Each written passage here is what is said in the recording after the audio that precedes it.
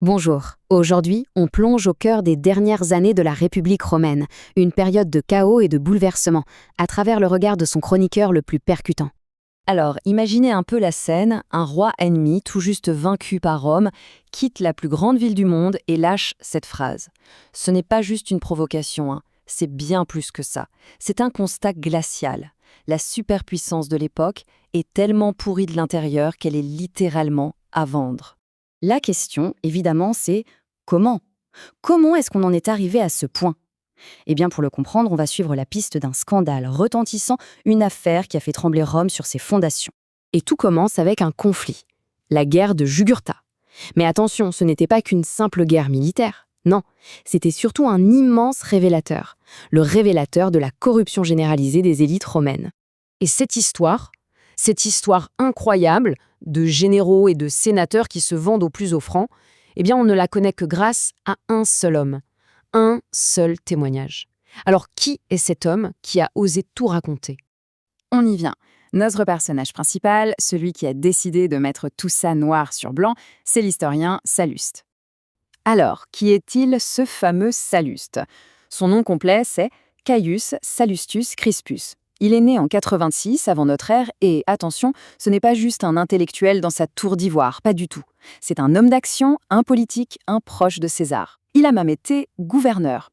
Et c'est là que ça devient fascinant, parce qu'il y a un énorme paradoxe. Ce type qui passe son temps à dénoncer la corruption, eh bien, il a lui-même été accusé de s'en être mis plein les poches.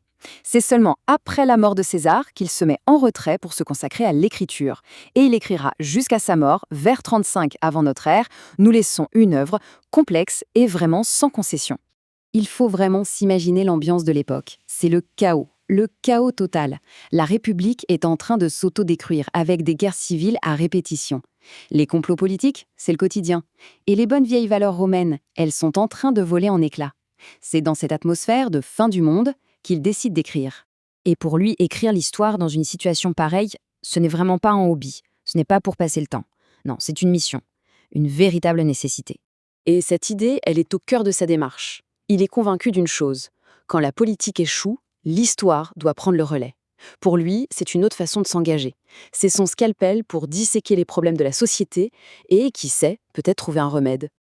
Et là, Salluste, il casse complètement les codes. Avant lui, on avait des historiens comme Polybe qui parlaient du miracle romain.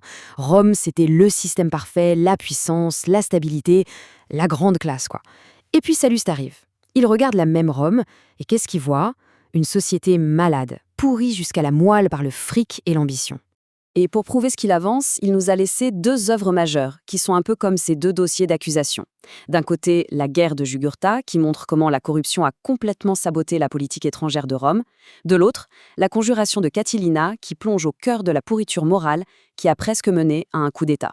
Mais ce qui rend Salluste vraiment unique, ce n'est pas seulement ce qu'il dit. C'est aussi comment il le dit. Son style, c'est sec, direct, ça claque. C'est rempli de petites phrases qui marquent. Il se présente comme un juge, un moraliste super sévère, qui tape sur le luxe, sur l'ambition démesurée. Et ça a marché, ça a eu un succès dingue. Pensez-y, au Moyen-Âge, plein d'auteurs antiques sont tombés dans l'oubli. Mais Salluste, lui, il était au programme. C'était une lecture obligatoire dans les écoles. Et pour donner une idée de sa popularité, au XIIe siècle, on a retrouvé 94 copies manuscrites de la guerre de Jugurtha. Vous savez combien on en avait pour l'Énéide de Virgile à la même époque? 85. C'est énorme. Ça montre à quel point il a imprégné toute la culture européenne. Donc oui, l'influence de Salluste va bien au-delà de son temps.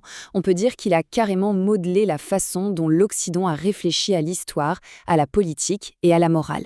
Regardez le parcours. Dans l'Antiquité, c'est déjà une référence incontournable. Au Moyen-Âge, il devient un pilier de l'enseignement. À la Renaissance, des gens comme Machiavel vont puiser directement dans son analyse ultra-réaliste du pouvoir. En fait, Salluste a fourni une sorte de mode d'emploi pour comprendre le cycle de vie des républiques, comment elles naissent, comment elles vivent et surtout, comment elles meurent.